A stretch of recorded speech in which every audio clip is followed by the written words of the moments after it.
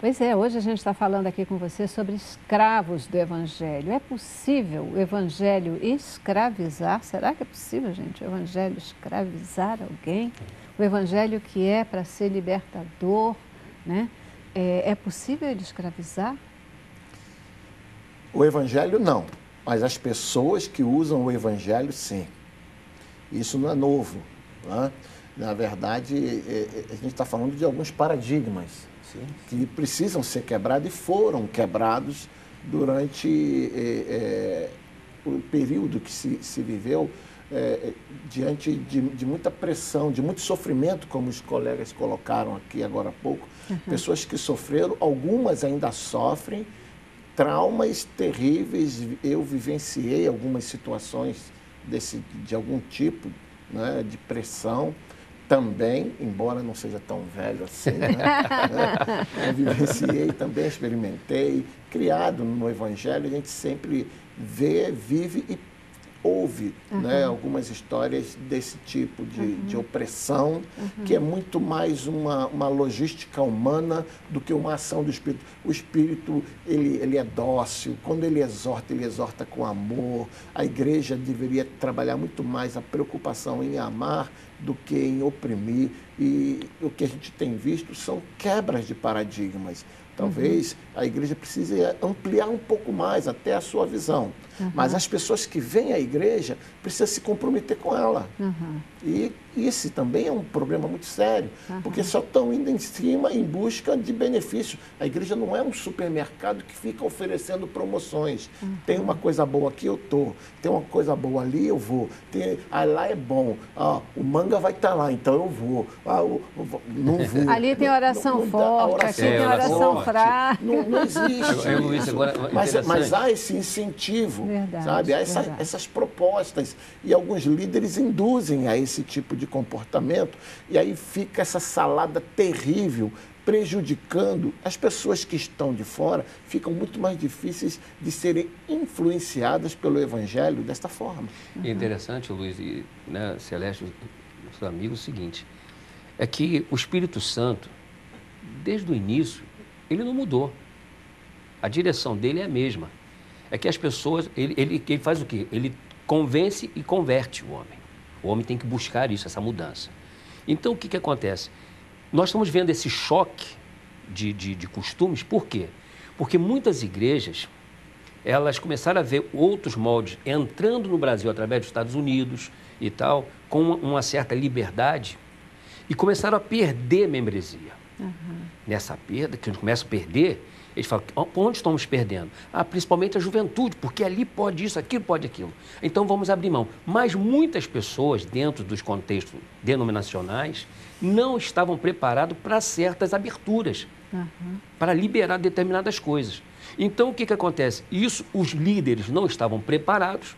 Então hoje nós precisamos fazer uma terapia espiritual, libertação, principalmente na liderança, para eles entenderem. Porque hoje nós temos membros dentro de casa doentes, é o Cristo em casa. Por quê? Porque eles foram obrigados a usar usos e costumes e agora eles não se vê, eles não aceitam. Eu não concordo com isso, mas eu não aprendi assim. E a Bíblia ensinou o quê? Só tem que ter um cuidado. A minha preocupação é que a gente precisa ter o cuidado para saber transicionar esse momento. Se não souber transicionar esse momento, a gente libertinagem, entra em crise. Essa crise que o Paulo está colocando é exatamente isso. Se não tiver paciência, porque isso é paciência, isso leva para mudar comportamento, leva às vezes uma geração. É verdade, e é no mínimo 40 anos para se fazer isso. E por falar, você citou um termo muito interessante que é comportamento. Há aproximadamente 30 anos atrás, o que nós estamos fazendo hoje era algo extremamente demoníaco. Nossa, com certeza. Você, por exemplo, assistir televisão, era uma coisa extremamente demoníaca mesmo. Algumas denominações tratavam como uma arma do diabo. E hoje nós estamos aqui Como numa tentaram fazer emissora. com o computador, sim, quando foi sim. introduzido. Mas Hoje nós isso é uma hipocrisia tão grande, sabe por quê? Porque nos 30 anos lá atrás, os que principalmente combateram a televisão, hoje estão dentro dela fazendo programas. Mas, na verdade, é uma questão da gente... eu acho que isso o exemplo que o pastor Luciano deu foi de televisão, mas tem tantas coisas, Sim. né? Que as pessoas dizem, são do diabo, isso é do diabo, isso é do diabo, isso é do diabo, e vai dando posse para ele de um monte de coisas. Não, se for assim, a gente não usa mais nada, né? Exato, A gente pode quando usar, todas pode as ter coisas carro, são pode usar criadas nada. por Como eu Deus trabalho e com devem música ser usadas há para o muitos reino anos, de né? Deus. Eu trabalho com música há mais de 30 anos e você tem alguns instrumentos que até Por então exemplo? eles eram instrumentos demonizados. Fala da guitarra, da bateria? Sim. Uau! Bateria, Aham. então, percussão, nem se fala. Você na igreja Tumbadora, você... não pode ter tumbadora. Mas é interessante que até hoje, Ainda. até hoje eles ainda ficam discutindo essa questão. Ainda há resistência. Há uma resistência, né, É em relação a verdade. isso. Gente, é assim, até que ponto essa questão dos usos e costumes, eles efetivamente podem estar alinhados? Em que momento? Onde é que eles se alinham com o Evangelho de Cristo? Né? Quer dizer, uso e costume não tem nada a ver com o Evangelho?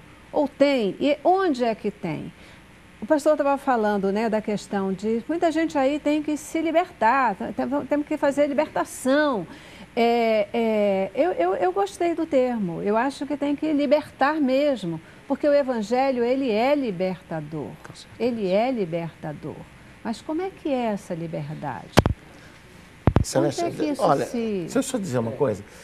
Na prática, vou falar metodista, na prática metodista dos usos e costumes, nós temos a recomendação, por exemplo, de que o cristão metodista é moderado no divertimento. O que significa dizer isso? Você não precisa extrapolar. Você pode curtir tranquilamente, joga o seu futebol, vai à praia, vai para o teatro, vai para o cinema, você vai curtir. Você não pode passar disso para uma liberalidade, você sai e abusa daquela oportunidade que você está tendo. Também apontado na nossa referência de usos e costumes a moderação no traje. Isso não quer dizer que você tem que andar todo internado e a mulher com a roupa lá na canela e aqui em cima do pescoço, com a manga até aqui escondendo. Não é isso. Você tem que ter moderação, tem que ser equilibrado. Nós temos como referência ser abstêmico do álcool como bebida, mas entendemos a importância que o álcool tem para a sociedade em vários aspectos. Então, sempre focado para a referência bíblica. É importante, essa moderação é o que a palavra de Deus também nos orienta, mas é recomendação, não é doutrina, é usos e costumes. E o bom, Celeste, entendemos o seguinte, porque se você vai numa audiência com o juiz, você vai com determinada roupa.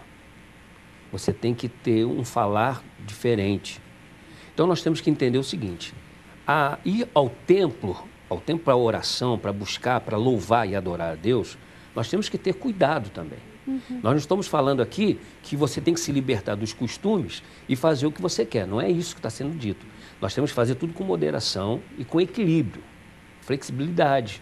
E com atenção ao seguinte, o Espírito Santo tem que ser o nosso espelho. Não sou eu, como pastor, que eu tenho que falar para a pessoa assim, você não pode fazer isso. Mas eu tenho que fomentar nessa pessoa o seguinte, pregando a palavra e a palavra entrando nessa pessoa, o Espírito Santo nela pode fazer ela mudar o seu comportamento. Então, o que acontece? Uma mulher, um exemplo, vai sair, tem um marido. O marido pode falar, essa roupa não está bem e tal, mas ela tem que olhar no espelho e ver se aquilo é bom para ela. Porque ela traz em si a marca de Cristo. Então, ela não pode sair como uma mulher qualquer no sentido de quantidade, não, né? Então, ela tem que entender o seguinte, que o vestimento, o falar, o agir, o proceder de um cristão, ele é diferente, ele tem que ser diferenciado. Não mais importante do que os outros, mas ele tem que entender que ele é um representante de Deus. Então, ele não pode também, dentro dessa liberdade hoje que nós temos de evangelho, achar o seguinte, eu vou fazer o que eu quero, meu corpo, porque o corpo não é nosso. E eu acho interessante, sabe, pastor, o que o senhor está falando é algo que tem, assim, chamado minha atenção, especialmente nos últimos tempos, porque a gente fala tanto no evangelho transformador, né? Poxa, eu aceitei Jesus, eu conheci Jesus, a minha vida mudou. Aí a gente começa assim, a minha vida mudou, agora eu não bebo mais, agora eu não isso, agora eu não aquilo. Mas às vezes, daqui a pouco, esse não isso, não aquilo começa a pesar. E vai dizer, mas peraí, qual é o problema? Por que se eu aceitei Jesus eu não faço mais isso? É porque eu parei de beber, né? Por que eu parei de beber? Poxa, por que isso é pecado? Como é que é essa história do pecado, né? Então, a importância da gente entender o que é essa transformação de vida quando a gente aceita o Evangelho, né? Por quê? Qual é a diferença da roupa aqui, ali, acolá, se a minha alma não foi transformada? Né? Se a minha alma não foi transformada, se eu não estou entendendo, se eu não vou ser sal e Com luz, certeza. se eu não vou ser esse espelho de Cristo. Com certeza. Esse Então, talvez... Celeste, só uma coisa, só para completar isso que você está falando, é de suma importância pelo seguinte. Hoje nós temos uma igreja muito superficial. Uma igreja que ela, na verdade, ela não conhece o Cristo que ela prega. Ela vive um evangelho de que ela tomou banho de piscina, ou numa cachoeira, ou numa praia, e disse que foi batizada. Ela não nasceu de novo. Ela não vive a transformação interior. Porque é maior, sabe, o que Deus quer é que você seja mudado de dentro. Uhum. Quando você for mudado de dentro, o seu exterior vai espelhar o seu interior. Uhum. Tendo Cristo em nós. Uhum. Espelha Cristo. Só que Cristo não está em muitos. Então, esse conflito aí está existente. Celeste, dentro do que você colocou, me veio aqui a lembrança do pastor com que me discipulou. Sempre que nós passávamos em São Paulo, em frente ao Jockey Club, ele sempre dizia para mim, eu não posso ir lá no Jockey Club. Eu não entendia por quê. Ele dizia para mim, porque eu fui viciado em jogo, eu fui viciado em corrida de cavalo. Então, para mim, que nunca fui um viciado em corrida de cavalo, para mim como é que você não pode ir lá? Ele falou, não, porque você não faz ideia do quanto aquilo me escravizou e a dificuldade que tenho até hoje uma luta constante. Então, tem situações ou tem práticas que para ele tem dificuldade, para outro não. Então, você tem que saber... aí está o poder transformador do Evangelho, entendeu? Essa coisa que para eu não vou... tudo bem, para você é tranquilo, para mim não. Eu prefiro não. Porque aquilo dá uma brecha, porque aquilo pode me levar, né? A gente tem até discutido isso assim nos nossos encontros. Por exemplo, até a questão de bebida. Às vezes a pessoa toma um vinho, toma uma cerveja, mas tem pessoas do nosso grupo que tiveram problema com o alcoolismo. Então, eles não podem... Então, em alguns encontros nossos, que são encontros comunitários, onde a igreja toda está participando, então, olha, gente, se você tem essa prática, por favor, em amor, em respeito àquele que tem um problema, não beba. Mas é exatamente o que o apóstolo Paulo orienta. Mas é isso. Se eu comer carne vai escandalizar o teu irmão, não coma. Não é porque você não pode comer. Não é porque é pecado, né? Não é você não porque pode isso vai botar como te destruir. doutrina Você não vai criar um escândalo maior doutrina. para a pessoa. Então você não come, evita aquele momento para abençoar. Esse é o verdadeiro cristianismo. Luiz Celeste, tem uma coisa interessante, é o seguinte, nós estamos agora no carnaval. Tem muitas pessoas, muitas igrejas que vão botar o seu bloco na rua. Tem muitas pessoas que vão supostamente evangelizar. E eu conheci uma pessoa, uma ocasião, que ela foi para evangelizar no carnaval. E resultado, ela pegou um bumbo lá e ficou, e não voltou mais. Então, tem coisas que você tem que se abster, tem que fugir da aparência do mal. Você tem que fugir. Tem coisas que... Só que, para cada caso é um caso. Nós temos que pensar o seguinte, o adversário de nossa alma, ele é estrategista. Só que nós, às vezes, nós pensamos assim, não, Jesus venceu o diabo na cruz, está tudo certo. Não, não é assim não. temos que ter muito cuidado e fugirmos principalmente da aparência do mal. Eu acho que tem duas coisas, me corrijam se eu estiver errada, mas uma coisa é fugir da aparência do mal. E a outra coisa é não abrir brecha com as nossas fragilidades, com certeza. né? Onde a gente sabe que, se a gente sabe que é fraco em determinada coisa, ou se a gente sabe que ao usar determinada roupa, ao fazer determinada coisa, eu vou provocar o outro, eu vou criar situações que elas podem ser constrangedoras. Por que fazer? Né? Mas aí que está o Espírito Santo dentro da gente. Mas é por isso que, no meu caso, a orientação é a moderação. Quando há moderação, há equilíbrio, há um bem-estar e todos ficam satisfeitos. Moderar não é se conformar, não é só aceitar, é ter bom senso. O que a igreja precisa e tem faltado, aí a gente fala igreja numa visão macro, é esse bom senso.